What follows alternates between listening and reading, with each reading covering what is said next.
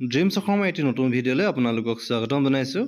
আজিৰ ভিডিঅ'টোত আপোনালোকে লৈ আছোঁ FLS আৰু FLS কি আপোনালোকক সবিশেষ জনাম। চাবিৰকল ভিডিঅ'টো শেষলৈকে চাই যাব। যেহেতু আপোনালোকক জনাব বিচাৰিছোঁ এইখিনিতে FLNৰ পাছতে আপোনালোকে বিদ্যালয়ত কাৰ্যকৰী কৰিব লাগিব FLS আৰু FLS কেনেকৈ কাৰ্যকৰী কৰিব লাগিব সবিশেষ আপোনালোকক ভিডিঅ'টোত জনাম। চাবিৰকল ভিডিঅ'টো শেষলৈকে চাই যাব। এইখিনিতে আপোনালোকক জনাব বিচাৰিছোঁ FLS কি। FLSৰ ফুল মিনিং হৈছে ফাউণ্ডেশ্যনেল লাৰ্ণিং ষ্টাডি আৰু ফাউণ্ডেশ্যনেল লাৰ্ণিং ষ্টাডি আপোনালোকে বিদ্যালয়ত কেনেকৈ কাৰ্যকৰী কৰিব লাগিব এইখিনিত আপোনালোকক সবিশেষ জনাব বিচাৰিছোঁ। দেখিবলৈ পাইছে এখন কাৰ্যপত্ৰ বাক্য 1 ইয়াত উল্লেখ কৰা হৈছে আৰু ইয়াত 4টা ছবি দিয়া হৈছে। এই ছবিটো আপোনালোকে ছাত্ৰ ছাত্ৰীসকলক দেখুৱাব লাগিব আৰু কেনেকৈ দেখুৱাব আপোনালোকক জনাব বিচাৰিছোঁ। দেখিবলৈ পাইছে এখন কাৰ্যপত্ৰ আৰু কাৰ্যপত্ৰৰ 4টা ছবি আছে, দেখিবলৈ পাইছে আপোনালোকে নিশ্চয়।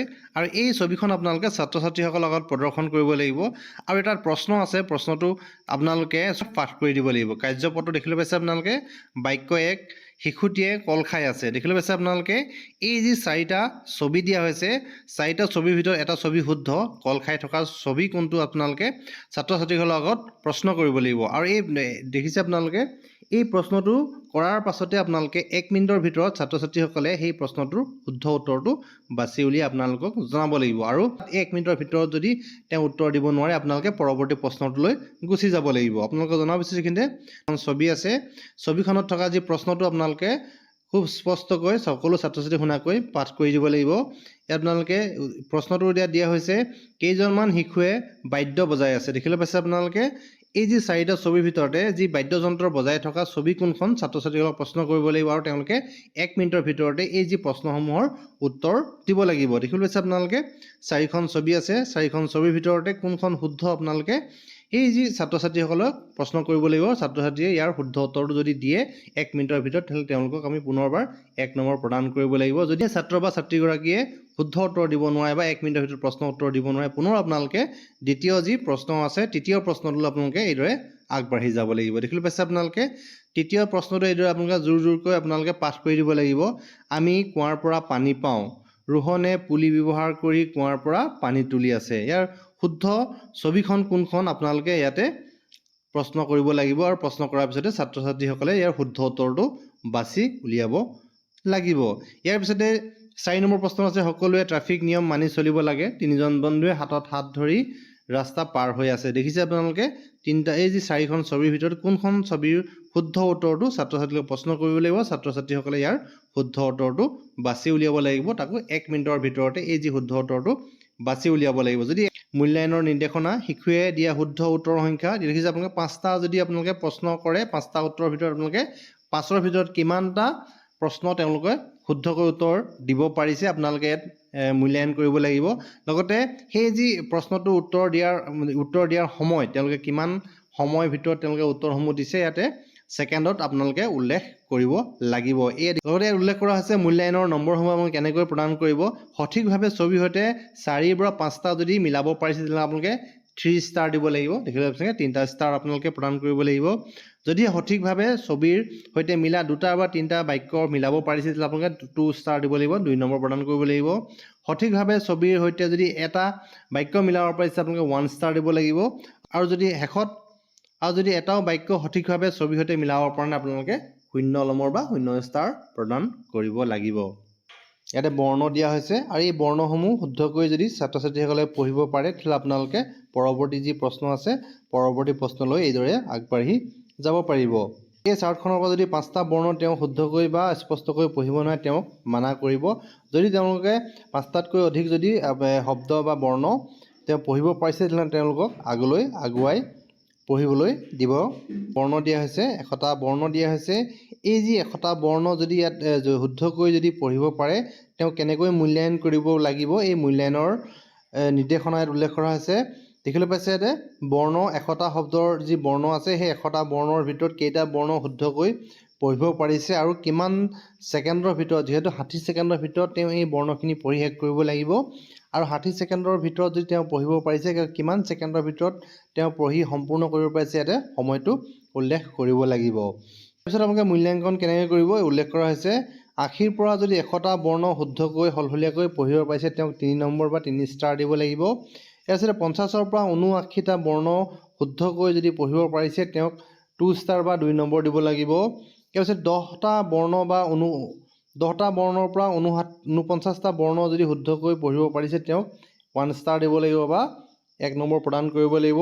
যদি 10টাকৈ কম বৰ্ণ তেওঁ শুদ্ধকৈ বা পঢ়িব পাৰিছে তেওঁক 0 নম্বৰ বা 0 ষ্টাৰ প্ৰদান কৰিব লাগিব। এয়া হৈছে মূল্যাংকন। ইয়াৰ পিছতে আপোনালোকে পৰৱৰ্তী যি পৰৱৰ্তী প্ৰশ্নলৈ আগবাঢ়িব লাগিব। প্ৰশ্ন নম্বৰ 4 ইয়াত উল্লেখ কৰা হৈছে। ঠিক তেনেদৰে আপোনালোকে তৃতীয় শ্ৰেণীৰ বাবে প্ৰযোজ্য এই প্ৰশ্নসমূহ কেনেকৈ আপোনালোকে মূল্যায়ন কৰিব লাগিব উল্লেখ কৰা হৈছে। প্ৰশ্ন পৰৱৰ্তী প্ৰশ্ন যি জোৰা লগাই যি পঢ়িব লাগিব বুলি উল্লেখ কৰা হৈছে আৰু ডাঙৰকৈ আপোনালোকে প্ৰিণ্ট কৰি এখন চাৰ্টখন ছাত্ৰ ছাত্ৰীসকলক প্ৰদান কৰিব লাগিব। তেওঁলোকে পঢ়িব লাগিব। কেনেকৈ পঢ়িব ইয়াত উল্লেখ কৰা হৈছে। দেখিলে পাইছে এই পৃষ্ঠাখনত তালিকাখনত কিছুমান শব্দ দিয়া আছে। শব্দবোৰ পঢ়িবলৈ দিব লাগিব। যদি ছাত্ৰ ছাত্ৰীসকলক যেতিয়া আপোনালোকে পঢ়া বুলি ক'ব তেতিয়াই তেওঁলোকে পঢ়িবলৈ আৰম্ভ কৰিব লাগিব। ইয়াত দেখিলে হৈছে কাৰ্যপত্ৰ। ইয়াতে 50টা শব্দ দিয়া আছে। এই 50টা শব্দ 60 ছেকেণ্ডৰ ভিতৰত ছাত্ৰ ছাত্ৰীসকলে পঢ়ি সম্পূৰ্ণ কৰিব লাগিব। তলত উল্লেখ কৰা আছে মূল্যাংকন কেনেকৈ কৰিব। তেওঁলোকে যদি অবিৰতভাৱে 5টা শব্দ পঢ়িব নোৱাৰে তেওঁক যিহেতু তৃতীয় শ্ৰেণীৰ ছাত্ৰ ছাত্ৰীক এই পঢ়িবলৈ দিয়া হ'ব। আৰু যদি তেওঁলোকে 5টা যি শব্দ আছে 5টা শব্দ যদি তেওঁলোকে কণ্টিনিউৱাছলি পঢ়িব নোৱাৰে তেওঁক পঢ়িবলৈ মানা কৰিব। 5 ছেকেণ্ডলৈকে যদি এটা নম্বৰ 7 প্ৰশ্ন নম্বৰ 7 কেনেকৈ আপোনালোকে মূল্যাংকন কৰিব ইয়াত উল্লেখ কৰা আছে মানা কৰিব লাগিব। সবলীকৰণ যিহেতু লগতে মূল্যাংকন কেনেকৈ কৰিব এই নিৰ্দেশনা দিয়া হৈছে। ৰিং স্কুলছ টু ষ্ট্ৰং বা মূল্যাংকনৰ নিৰ্দেশনা উল্লেখ কৰা আছে কেনেকৈ মূল্যায়ন কৰিব লাগিব উল্লেখ কৰা আছে। 50টা শব্দ আছে। এই 50টা শব্দৰ ভিতৰত তেওঁ কিমানটা শব্দ ইয়াত শুদ্ধকৈ পঢ়িব পাৰিছে ইয়াতে উল্লেখ কৰিব লাগিব। ইয়াৰ পিছতে 7 নম্বৰ প্ৰশ্ন আছে। 5 নম্বৰ প্ৰশ্নটো আপোনালোকে কেনেকৈ মূল্যায়ন কৰিব এই উল্লেখ কৰা আছে পঢ়িবৰ বাবে আৰু এই 50টা শব্দৰ ভিতৰত কিমান সামগ্ৰী কি ছেকেণ্ডৰ ভিতৰত কিমান ছেকেণ্ডৰ ভিতৰত তেওঁ উল্লেখ কৰা হৈছে। ছাত্ৰ ছাত্ৰীসকলে পঢ়ি আৰু পাৰিছে ছেকেণ্ডটো উল্লেখ কৰিব লাগিব বুলি ইয়াত সময় নিৰ্ধাৰণ কৰি দিয়া হৈছে। কৰিব পুনৰ উল্লেখ কৰা হৈছে 40ৰ পৰা 50টা শব্দ শুদ্ধ আৰু সলসলীয়াভাৱে পঢ়িব পাৰিছে তেওঁক 3 ষ্টাৰ বা 3 নম্বৰ প্ৰদান কৰিব লাগিব। 25ৰ পৰা 39টা শব্দ শুদ্ধকৈ যদি নিজে শুধৰাই পঢ়িব পাৰিছে তেওঁক 2 নম্বৰ প্ৰদান কৰিব লাগিব বা 2 ষ্টাৰ প্ৰদান কৰিব লাগিব। তাৰপিছতে 5ৰ পৰা 24টা শব্দ শুদ্ধকৈ পঢ়িব পাৰিছে তেওঁক 1 ষ্টাৰ বা 1 নম্বৰ প্ৰদান কৰিব লাগিব। আৰু 5টাতকৈ কম শব্দ যদি শুদ্ধকৈ পঢ়িব পাৰিছে তেওঁক 0 নম্বৰ প্ৰদান কৰিব লাগিব বুলি এই যি নিয়মাৱলীত উল্লেখ কৰা হৈছে। প্ৰশ্ন নম্বৰ 7 কেনেকৈ আপোনালোকে মূল্যাংকন কৰিব ইয়াত উল্লেখ কৰা আছে পঠন সবলীকৰণ।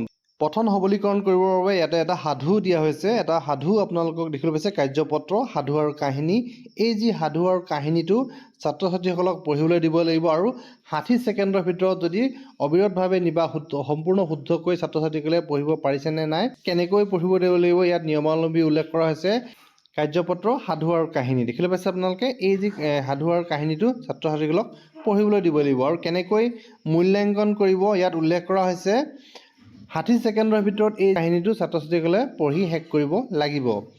ইয়াত মূল্যাংকন কেনেকৈ কৰিব উল্লেখ কৰা হৈছে 1 মিনিটৰ ভিতৰত ভুলকৈ পঢ়া বা নপঢ়া শব্দৰ সংখ্যা কিমানটা শব্দ এই যি 1 মিনিটৰ ভিতৰত এই যি কাহিনীটোৰ পৰা কিমানটা শব্দ ভুলকৈ বা নপঢ়াকৈ থাকিলে আপোনালোকে ইয়াতে সেই শব্দ কিমানটা শব্দ হৈছে তেওঁলোকে ইয়াতে উল্লেখ কৰিব লাগিব। ইয়াৰ পিছতে আপোনালোকে নিজেই শুধৰাই সঠিকভাৱে পঢ়া সংখ্যা কেইটা ইয়াতে উল্লেখ কৰিব লাগিব। শিশুজনে 1 মিনিটত শুদ্ধকৈ পঢ়া মুঠ সংখ্যা দেখিছে আপোনালোকে কিমানটা শব্দ শুদ্ধকৈ পঢ়িছে আপোনালোকে ইয়াতে সংখ্যাকেইটা উল্লেখ কৰিব লাগিব। সাধু বা কাহিনীটো পঢ়িবলৈ লোৱা মুঠ সময় দেখিছে সময়টো যিহেতু 60 ছেকেণ্ড দিয়া হৈছে 60 ছেকেণ্ডৰ ভিতৰত কিমান ছেকেণ্ডৰ ভিতৰতে শুদ্ধকৈ বা মুঠ কৰিব লাগিব। আৰু দেখিবলৈ পাইছে আপোনালোকে ইয়াৰ পিছতে মূল্যাংকন কেনেকৈ কৰিব স্পষ্টকৈ যদি সম্পূৰ্ণ শুদ্ধকৈ যদি এই যি কাহিনী বা সাধুটো পঢ়িব পাৰিছে ছাত্ৰ ছাত্ৰীসকলক আপোনালোকে 3 নম্বৰ বা 3 ষ্টাৰ প্ৰদান কৰিব লাগিব। যদি নিজে শুধৰাই বা বানান কৰি পঢ়িছে তেতিয়াহ'লে আপোনালোকে 2 নম্বৰ বা 2 ষ্টাৰ প্ৰদান কৰিব লাগিব। যদি আপোনালোকে শব্দবোৰ বৰ্ণলৈ ভাঙি বা শুদ্ধকৈ বা বানান কৰিব পাৰিছে কিন্তু শব্দটো উচ্চাৰণ কৰিব পৰা নাই তেতিয়াহ'লে আপোনালোকে 1 নম্বৰ বা 1 ষ্টাৰ প্ৰদান কৰিব লাগিব। যদি এটাও শব্দ শুদ্ধকৈ পঢ়িব পৰা নাই তেওঁলোকক 0 নম্বৰ প্ৰদান কৰিব লাগিব বুলি এই নিয়মাৱলীত উল্লেখ কৰা হৈছে। ইয়াৰ পিছতে সেই যি সাধু বা কাহিনীটোৰ পিছতে কিছুমান প্ৰশ্ন আপোনালোকে সুধিব লাগিব। এই প্ৰশ্নসমূহ কেনেকৈ সুধিব লাগিব দিয়া হৈছে আৰু প্ৰতিটো প্ৰশ্নৰ উত্তৰ দিয়াৰ সময় ইয়াতে 15 ছেকেণ্ড উল্লেখ কৰা হৈছে। 15 ছেকেণ্ডৰ ভিতৰতে ছাত্ৰ ছাত্ৰীসকলে সেই প্ৰশ্নটোৰ সেই প্ৰশ্নটো আপোনালোকে যিটো প্ৰশ্ন আপোনালোকে কৰিব সেই প্ৰশ্নটোৰ শুদ্ধ উত্তৰটো দিব লাগিব। যদি আপোনালোকে প্ৰশ্নটো বুজি নাপায় তেন্তে আপোনালোকে সেই প্ৰশ্নটো দ্বিতীয়বাৰ বুজাই দিব লাগিব ছাত্ৰ ছাত্ৰীসকলক। দেখিছেনে প্ৰশ্নটো ইয়াত প্ৰশ্নসমূহ উল্লেখ কৰা হৈছে। 1 নম্বৰ প্ৰশ্ন দেখিবলৈ পাইছে বন্ধু দুজন কোন কোন আছিল। যিহেতু আপোনালোকে শুদ্ধ উত্তৰ ৰমেন আৰু ৰোহিত আছিলে আৰু ছাত্ৰ ছাত্ৰীসকলে এখন চিট আপোনালোকে বনাই ল'ব লাগিব শুদ্ধ উত্তৰ ভুল উত্তৰ। যদি আপোনালোকে শুদ্ধ উত্তৰ দিয়ে আপোনালোকে টিক কৰিব লাগিব, যদি ভুল উত্তৰ দিয়ে আপোনালোকে টিক কৰিব লাগিব। যদিহে ছাত্ৰ ছাত্ৰীসকলে শুদ্ধ বা ভুল তাৰ সঁহাৰি নজনাই থোৱা আপোনালোকে ইয়াতে সেই কোনো সঁহাৰি নাই বুলি এই যি বক্সটোত আপোনালোকে টিক কৰিব লাগিব। এইদৰে আপোনালোকে মূল্যাংকন কৰিব লাগিব FLSৰ ওপৰত ছাত্ৰ ছাত্ৰীসকলৰ লগত। এইদৰে যথেষ্ট দীঘলীয়া এখন প্ৰেক্টিছ প্ৰশ্ন উত্তৰ দিয়া হৈছে আপোনালোকক দেখাইছোঁ ছাৰ বাইদেউসকল। এইদৰে আপোনালোকে বিদ্যালয়ত এটা 1 by 1 যি কুৱেশ্যন আছে সেই কুৱেশ্যনসমূহ ছাত্ৰ ছাত্ৰীসকলৰ মূল্যায়ন কৰিব লাগিব। এক্সাম যেনেদৰে হৈছিলে ঠিক তেনেদৰে আপোনালোকে ফেব্ৰুৱাৰী শেষৰ ফালে এটা মূল্যায়ন হ'ব আৰু এই মূল্যায়নৰ সময়ত আপোনালোকৰ যিহেতু এক্সটাৰ্নেল ইভালুৱেটৰো আপোনালোকৰ বিদ্যালয় আহিব, তেওঁলোকে পৰ্যবেক্ষণ কৰিব আপোনালোকৰ এই FLSৰ মূল্যাংকনৰ ওপৰত। চ' ছাত্ৰীসকল আজিৰ ভিডিঅ'ত দেখুৱালোঁ আপোনালোকে FLS কি আৰু কেনেকৈ আপোনালোকে মূল্যায়ন কৰিব লাগিব ষ্টেপ বাই ষ্টেপ। আশা কৰিছোঁ ছাত্ৰীসকলৰ ভিডিঅ'টো আপোনালোক যথেষ্ট উপকৃত কৰিব। ভিডিঅ'ত ইমানখিনি আছিলে। ভিডিঅ'টো সকলোকে চাই থকাৰ বাবে আপোনালোকক পুনৰবাৰ ধন্যবাদ জনালোঁ।